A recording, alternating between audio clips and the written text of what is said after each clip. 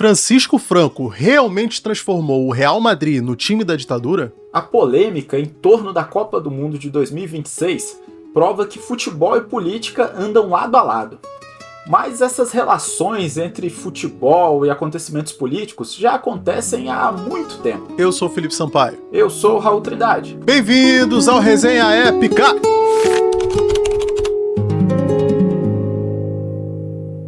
Quando eu pensei nesse tema, eu quis algo que trouxesse aí esses temas que estão bem na atualidade, né? A Espanha vencedora da Copa do Mundo, o futebol e também as questões políticas que não se separam do futebol. O futebol é política, cara. Por mais que haja um esforço de certas pessoas que gostariam, até da própria FIFA, né, de separar essas questões, quando a gente olha para a história do futebol, para a história da Espanha, a gente percebe que as coisas estão muito interligadas. Não dá para separar a expressão política, a expressão de vida das pessoas do futebol. Exatamente. Quando a gente fala de Francisco Franco, a gente está falando de um governo ditatorial. Sim. Mas como foi esse governo dele? O que tem a ver com o Real Madrid? O que tem a ver com o futebol? Cara, é porque existe um discurso, um entendimento de que o Real Madrid ele foi favorecido pelo regime franquista de maneira completamente desonesta, arbitrária, e que o Real Madrid não seria o time que é hoje se não fosse justamente esse favorecimento do regime. É algo que é questionado, né, por historiadores, mas também por repórteres do futebol, né, pessoas ligadas a esse meio esportivo, e a ideia é discutir um pouco disso hoje, e também esse contexto histórico do franquismo, né, que vai ali do final da década de 30 até o meio da década de 70, e pensar nessas questões relacionadas ao futebol. Antes de entrar propriamente no tema, essa Copa ela teve essas questões políticas muito afloradas, né, aparecendo desde antes do início dos jogos. Teve aquele árbitro, o Omar Artan, que teve o visto negado, não pôde ir lá apitar a Copa do Mundo. Aquela questão do uniforme do Haiti, que fazia referência à independência do Haiti, né, que eles foram proibidos de utilizar. Gente do Irã sendo proibido de entrar nos Estados Unidos. Aspectos relacionados à questão palestina apareceram durante os jogos. A gente teve várias manifestações da torcida, né, durante os jogos. Então, cara, não tem como a gente separar essa paixão pelo futebol, essa expressão esportiva, também das paixões nacionalistas, do que é pertencer a um país, do que é se considerar parte ali de uma nação. E cara, eu vou... Peço desculpa aqui, eu vou ter que te interromper, porque a gente falando de Copa, de futebol, de paixões nacionais, me traz uma certa preocupação. A gente aqui, logo depois do fim da Copa, que graças a Deus, né, os espanhóis ganharam da Argentina, você aparecer de mullet. Me preocupa. Você não tava torcendo pra Argentina não, né, cara? Pelo amor de Deus, né? Agora você me pegou. Foi a primeira coisa que me disseram. Mas a minha inspiração foi Chitãozinho e Chororó. Aí e sim. Serginho da Pereira Nunes também. Aí sim, completamente nacionalista. Nacionalista.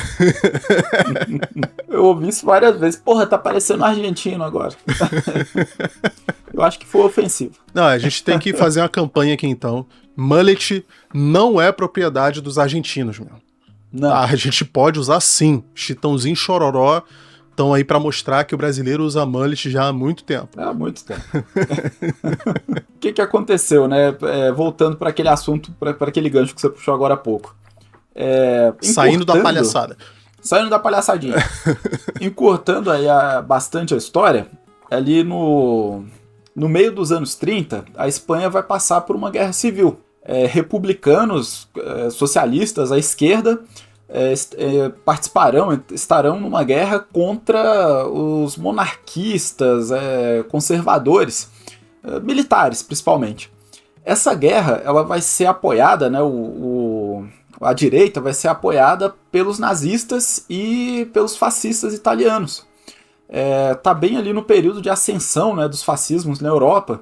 e também de ascensão do nazismo na Alemanha. Várias táticas de guerra da Alemanha vão ser, até armas, né, vão ser testadas na Guerra Civil Espanhola. E o que isso tem a ver, assim, né, com a questão do futebol? Já havia um sentimento muito forte separatista desde o século XVIII, lá na região da Catalunha. E, cara, qual é o principal rival do Real Madrid? Até eu que não acompanho futebol, eu sei. Não faço ideia. É o Barcelona, porra. Barcelona, isso. É o único outro time que eu conheço. Mano, a região da Catalunha viveu lá, entre os séculos 17 e 18, uma certa autonomia. E aí, uma guerra de sucessão que aconteceu lá no século XVIII entre as famílias dos Bourbon e dos Habsburgo acabou com essa autonomia que a Catalunha tinha. Mas esse sentimento, né, separatista, ele acabou sendo direcionado para o futebol. E depois da Guerra Civil, principalmente, porque após o fim da Guerra Civil, em que a esquerda, os republicanos são derrotados, o regime do Francisco Franco, um ditador fascista que vai tomar o poder lá da Espanha, esse regime ele vai proibir os símbolos nacionalistas da região da Catalunha, o dialeto, qualquer expressão desse povo, qualquer expressão nacionalista, separatista, vai ser proibida. E os jogos do Barcelona era onde esse pessoal dessa região aproveitava para se expressar, para se manifestar e até para protestar contra o regime do Francisco Franco. Eu acho que para algumas pessoas pode ser meio complexo entender isso, porque o Brasil, apesar de ser gigantesco, né, é um país de proporções literalmente continentais. Né, eu acho que a gente fala muito isso sem parar para pensar no que isso significa. Né? O Brasil ele é gigantesco. Ele é literalmente maior do que alguns continentes, né? Tem regiões que são muito diferentes, né, entre si, mas o Brasil, apesar de alguns movimentos separatistas, né, ele sempre teve essa identidade de unificação, né? Ele sempre foi um Brasil, né? Mas a gente tem que ter em mente que muitos países, principalmente na Europa, eles não tinham essa mentalidade, né, de uma unificação, né? Muitos países eram várias e várias regiões super fragmentadas, com estilos de vida totalmente diferentes, com uma linguagem muito diferente, né, que eram meio que, assim, forçadas, né, por um governante maior a estarem juntas, né, vamos dizer assim, eram administradas em conjunto, né? Então você está falando aí de uma época muito anterior, né, onde realmente essa região ela tinha uma certa liberdade, né, tinha uma diferenciação muito grande. Quando a gente pensa na Espanha, por exemplo, um grande exemplo disso é a Alemanha, por exemplo. Né, a gente fala em Alemanha como se a Alemanha sempre tivesse sido uma unidade, né, total e completa, e não é verdade. A Alemanha, como uma unidade nacional, é muito recente. A Espanha também era assim. Se você for pensar assim, o que faz um povo ser uma nação, né?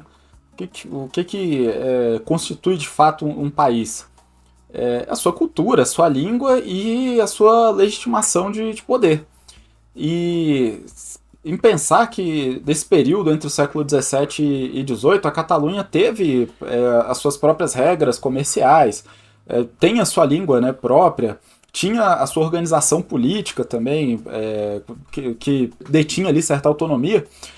E aí, nessa guerra de sucessão do trono, ficou esse sentimento, né, esse sentimento de separatismo, de independência, de autodeterminação, né, enquanto povo, enquanto cultura e nação.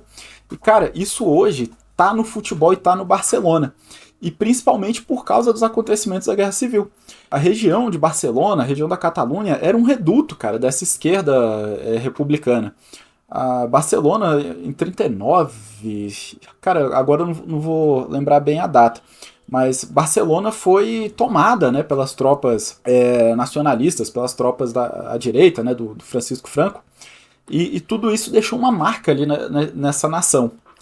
E aí, cara, com os desdobramentos, pós-guerra civil, com a ditadura do Francisco Franco, alguns eventos históricos são interpretados até por alguns historiadores como favorecimento ao Real Madrid. Mas pouco disso é talvez uma birra ou uma questão de narrativa, né, de controle de narrativa, mas é algo que tá um pouco presente assim no imaginário, no senso comum, e talvez seja assim que o pessoal do Barcelona veja, né, a história dos seus principais rivais aí do esporte. Cara, de onde é que vem esse nome a princípio, né? Real Madrid.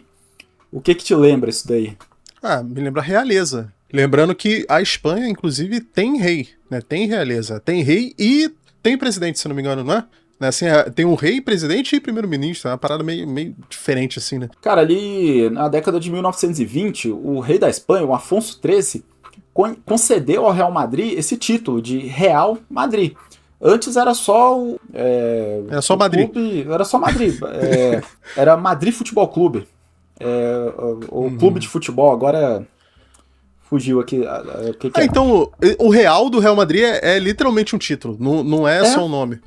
Mano, e é como se fosse um título de nobreza mesmo. É como se fosse assim, um reconhecimento pela família real daquele time como representante ali da longa tradição monárquica da Espanha. Não foi só o Real Madrid que ganhou esse título. Então, uma meia dúzia de times lá que ganharam esse título de Real. Inclusive, durante um bom período ali da ditadura do Francisco Franco, eles não utilizaram o Real. Foram utilizar posteriormente, né? Perderam ali esse título.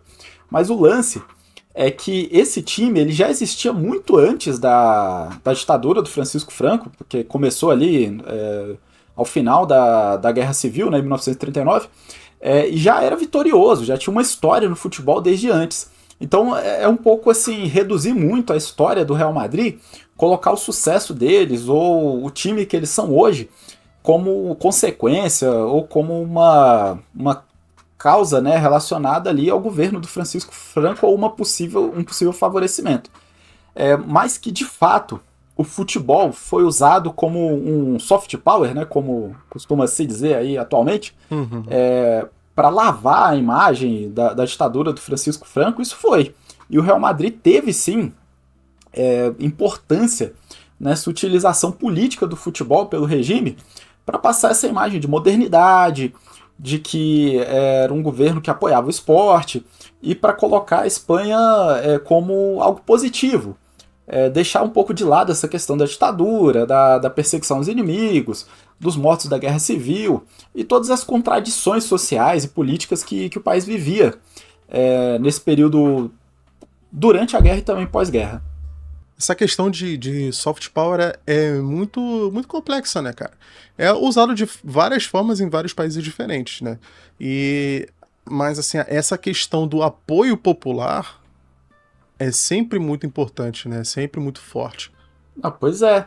E aí, pensando, assim, que no clima que o país viveu, assim, no pós-guerra, né? No pós-guerra civil, em que quem era da esquerda, quem lutou do lado dos republicanos, passou a viver um momento muito complicado, né? E pensar no Barcelona como um reduto dessa esquerda, como um representante do sentimento separatista da Catalunha, e também que os jogos eram talvez um dos poucos momentos de liberdade para essas pessoas se manifestarem, isso daí virou uma tradição, cara. Até hoje, em jogos do Barcelona, é comum que você vê lá alguém com uma bandeira, com um cartaz, com alguma frase, com algum sentido separatista. Há relatos aí de jogadores como o Piqué, que fizeram gestos ou tiveram ações consideradas ofensivas quando tocava o hino da Espanha, né? Inclusive o Yamal é da região da Catalunha, né? É um jogador que vem dessa tradição ali do Barcelona. Então, cara, é muito mais que simplesmente você ser um torcedor do Barcelona. É você se orgulhar de pertencer à região de onde você vem e você não se sentir necessariamente espanhol. Talvez a ligação do torcedor do Barcelona seja muito mais com o time do Barcelona do que com a seleção espanhola. Isso talvez eu esteja extrapolando um pouco, seja a minha sensação ao estudar esse assunto, ao entrar um pouco aí a respeito dessas questões, mas isso é interessante também de pensar, né? Mas faz todo sentido, porque se o cara é de uma região que pertence à Espanha, porque é obrigado a isso, Pois né, é. a relação dele com o time dele, que é da região dele, que ele não é obrigado, vai ser muito maior, pô. Pô, pois Eu sou é. espanhol porque a lei diz que eu sou, né? Eu sou obrigado, né? Eu faço parte, estou sob o domínio espanhol. Mas o time, o Barcelona não. O Barcelona é da minha região e eu escolhi. Pois é. E aí, fala-se um pouco assim da perseguição que o Barcelona teria sofrido pelo regime do Francisco Franco. De fato, houveram alguns incidentes, como membros da... Cara, o próprio presidente do Barcelona, ele morreu um pouco antes do início da Guerra Civil, num protesto político. Não relacionado diretamente ao futebol, mas relacionado à questão republicana à esquerda. Ele foi morto durante um protesto, uma manifestação. Depois da Guerra Civil, quando o Franco chega ao poder, os dirigentes do Barcelona começam a ser escolhidos não mais de maneira democrática, não mais escolhidos pelos membros dos torcedores, né, membros do clube do torcedor lá do Barcelona. Eles eram indicados ali pelo governo. E a bandeira do Barcelona foi mudada, porque ela fazia uma referência à bandeira da Catalunha. E aí ela foi mudada para ter apenas 4 listras, se não me engano, 4 era 2, agora número complica a minha vida, né, cara? Para ficar semelhante à bandeira da Espanha, embora o vermelho e o amarelo representassem ali o time, né? E aí também tem as questões relacionadas ao próprio Real Madrid. Uma questão muito polêmica é a contratação de um jogador chamado Di Stéfano, ou Di Stefano, que é um dos grandes ídolos do Real Madrid. Esse cara ele veio da Argentina e quem negociou, quem chamou ele foi o Barcelona. Mas ele acabou indo jogar no Real Madrid, foi extremamente vitorioso. E aí coloca-se, né, essa questão desse jogador, do Di Stéfano, como uma interferência direta do regime. Só que, cara, isso é meio nebuloso. Porque haviam questões burocráticas, haviam também situações ali dentro do próprio Barcelona que impediam ali a contratação desse jogador. Houve ali até um combinado assim de que ele jogaria 6 meses no Real Madrid, 6 meses no Barcelona, só que, porra, o Barcelona achou que isso não ia dar certo e desistiu disso logo. Você já ouviu falar também do estádio do Real Madrid? Cara, aquele não sei o que, Bernabéu? É isso aí? Isso, Santiago Bernabéu, isso. Isso aí. Eu já ouvi esse nome. Ele existiu de verdade. O Santiago Bernabéu ele foi um jogador do Real Madrid. Quando vem a Guerra Civil Espanhola, ele se torna um soldado do lado do Francisco Franco, do lado dos nacionalistas. Após a guerra, ele é alçado ao cargo de dirigente, como é que se chama? De presidente do Real Madrid. E ele é considerado responsável por uma ótima gestão do time, por fazer uma gestão financeira do Real Madrid, contratações e também por tornar o Real Madrid uma potência futebolística que extrapolou ali o território espanhol. Não à toa o estádio que foi construído para o Real Madrid leva o nome dele. Tem um detalhe, o estádio original do Real Madrid ele foi completamente não, mas ele foi bem avariado durante a guerra, porque ele foi usado como estoque de mantimentos, munições, e aí foi necessário se construir um novo estádio que acabou levando o nome do Santiago Bernabéu. E aí, olha aí como é que as coisas estão misturadas, né? É um jogador que foi soldado e que depois foi presidente do clube. E, cara, essa proximidade do Francisco Franco com o presidente do clube, ela levanta muitas suspeitas, né? Não dá pra acreditar que não houve ali um favorecimento. Sim, isso aí que você falou me faz pensar também num exemplo do futebol sendo utilizado como uma ferramenta política que aconteceu aqui no Brasil. Tá? Então, assim, no Brasil, ali, ainda no final dos anos 50, numa época que, teoricamente, a gente não estava passando, assim, por uma efervescência política, né, como eles estavam passando lá numa guerra civil, né, não estava nesse ponto, não tinha nem acontecido a ditadura militar nem nada. Aqui no Brasil, um jovem jogador, depois de ganhar uma Copa do Mundo, serviu o exército. Sem nenhum motivo. Além de uma própria propaganda do mesmo, né? O Pelé serviu ao exército. Porque, não sei se você vai lembrar, mas o Pelé começou a jogar pela seleção menor de idade ainda. Ele tinha 17 anos. Acredito que ele foi o mais jovem a ganhar uma Copa. Ou talvez a disputar uma Copa, talvez. E ele, quando ele fez 18, ele se alistou, ele serviu, botaram ele pra servir. E assim, pra quem não sabe, sendo bem honesto, eu não sei exatamente como era nessa época. Mas acredito que nessa época também. Mas hoje em dia, tem muito mais jovens aptos a servir do que vagas para servir o exército. É uma obrigação de todo brasileiro se alistar, né, no ano que faz 18 anos, né, mas nem todos vão servir. A maioria deve saber disso já. Então, muito dificilmente não daria para dispensar o cara que era literalmente o maior atleta do país na época, talvez o maior do mundo na época. Entendeu? Era muito difícil você me convencer que, não, cara, tava faltando um recruta, era impossível dispensar ele. O recruta Aretes. Então, recruta precisava dele, precisava botar esse cara, ó, tá vendo esse garoto aí, ó, que é incrível, que é o maior do mundo, que é maravilhoso? Ele serviu ao exército. Então, assim, isso tem um poder, sabe? Porra, isso tem um poder. E o que isso vai fazer? Vai fazer com que os jovens queiram servir também. Porque, até o Pelé serviu, eu vou servir também. Mas, entendeu? Cara, existe um poder político aí nessa parada. O Brasil viveu uma ditadura também entre 64 e 85, e durante a Copa de 70, que nós ganhamos, inclusive, o futebol brasileiro também foi usado como essa vitrine política, essa vitrine do regime, né? A ditadura usou abertamente o futebol. Inclusive interferiu nas convocações, né, na questão da preparação física dos jogadores. E o futebol tinha essa característica de ser uma propaganda do regime. E o Real Madrid foi isso, né, de fato, pro regime do Francisco Franco. E aí, cara, é que entra a questão que extrapola ali o campo, né? Mano, imagina o que significava ali nas décadas de 40, 50, 60, 70, uma disputa entre Real Madrid e Barcelona. Imagina esse jogo ali numa final, numa semifinal. O que não era a rivalidade, cara, dentro de campo. Caraca, porque não era só o futebol. Pois é. As vitórias do Barcelona, elas eram sentidas pela torcida e pelo povo catalão, não apenas como uma vitória no esporte, cara, mas era também como se fosse uma vitória política, uma vitória da nação a qual eles se identificavam.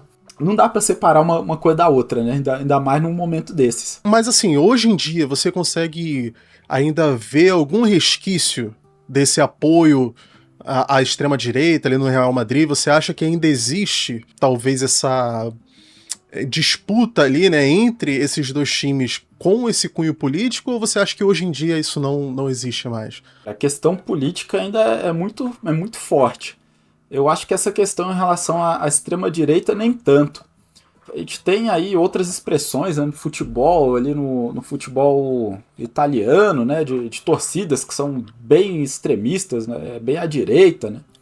Mas no caso da Espanha, o que fica hoje mesmo no futebol é o Barcelona se sentir, né, como uma representação dessa tradição política e social da região da Catalunha. Mas, pensando ali no regime do Francisco Franco, existia um time que era muito mais próximo ao governo que o próprio Real Madrid, que é o atual Atlético de Madrid, que era o Atlético Aviación, que era um time que nasceu de um time da Marinha. Não, da Marinha não, da Força Aérea. A aviação é Força Aérea, foi mal. Então, assim, cara, o time literalmente nasceu dentro dos militares. O Francisco Franco era um general, né, do exército que deu golpe, que assumiu lá através da Guerra Civil. Então, esse time ele era muito mais próximo ao regime do que exatamente o Real Madrid. Mas, cara, as histórias, né, de interferências na arbitragem dos jogos, nas questões administrativas, elas tendem a mostrar uma visão de que o regime era muito mais próximo aos seus amigos, né, aos clubes que também eram favoráveis ao próprio regime. E que o Barcelona em si, por representar essa oposição ao regime do Franco, por ter essa questão separatista, sofreu mais, né, durante esse período da ditadura. E hoje essas marcas ainda são muito presentes, né, nessa questão separatista da região da Catalunha, que nunca morreu. Né? É uma questão que está longe aí de ser resolvida e que, quando a gente vê lá a seleção espanhola, né, jogando, vencendo a Copa, talvez isso não apareça, né? Mas tá dentro ali daquela seleção, talvez nem todos os jogadores se reconheçam de fato como espanhóis. E talvez quisesse estar disputando aí a Copa do Mundo representando lá uma seleção da Catalunha. Eu imagino, cara. Cara, pra quem possa estar estranhando aí essa sua citação de um time da Força Aérea, pra quem não sabe, é comum as Forças Armadas de um país investirem e até investirem bastante em esporte, tá? O Brasil faz isso. Né? A gente tem muitos militares que eles se tornam militares por serem atletas. Né? A gente vê aí que tem muitas competições, principalmente Olimpíadas, né? A gente vê assim, sargento do exército ganhou, sei lá, a medalha de judô. Aí a pessoa pode imaginar que é um cara que é do exército e por acaso ele foi lá e se inscreveu. Não! Esse cara é militar porque ele já era atleta antes. O exército, a marinha, a aeronáutica, eles fazem contratos com esses atletas onde eles recebem essa graduação ou patente de militar e existe um investimento ali para eles treinarem dentro dos centros de educação física, né, das Forças Armadas, mas são pessoas que são atletas 24 horas por dia. Entendeu? Então, aqui na URCA, a gente tem uma escola de educação física do Exército, lá tem uma da Marinha lá na Brasil, né, que é o Cefam. Então, isso é mais comum do que parece, entendeu? Esse investimento da Força Armada nesses atletas. Então, isso é uma outra forma, né, também de mostrar assim, as Forças Armadas politicamente, né, de uma forma, vamos dizer assim, uma forma benéfica, né, para a população e tal. Não são coincidências, entendeu? Não são coincidências. Cara, e assim, para finalizar esse episódio, eu não sou assim uma pessoa muito ligada ao futebol. Eu acho que eu nem tenho um time pelo qual eu torço. Mas, cara, em saber que o Barcelona, durante o regime fascista do Francisco Franco, representava resistência ao fascismo, eu já fico tentado aí a gostar mais do Barcelona do que do Real Madrid. Mas, cara, assim, torcer pro Barcelona é quase que automaticamente ser antifascista. Mas não necessariamente você gostar do Real Madrid significa que você apoia o regime ou é favorável à ditadura do Francisco Franco. Eu acho que isso também Será não que significa. se a gente fosse transportar aqui pro Brasil, seria talvez como um time do PCdoB durante a ditadura militar? Aqui no Brasil, cara, a gente tem umas semelhanças assim que eu não vou nem tentar explorar muito, mas também tem, cara, umas ligações assim do futebol, à esquerda, os times de operários, né, os times de estivadores do Porto. Tem essas situações aqui no Brasil também. Eu acho que é um tema legal para um próximo episódio, hein?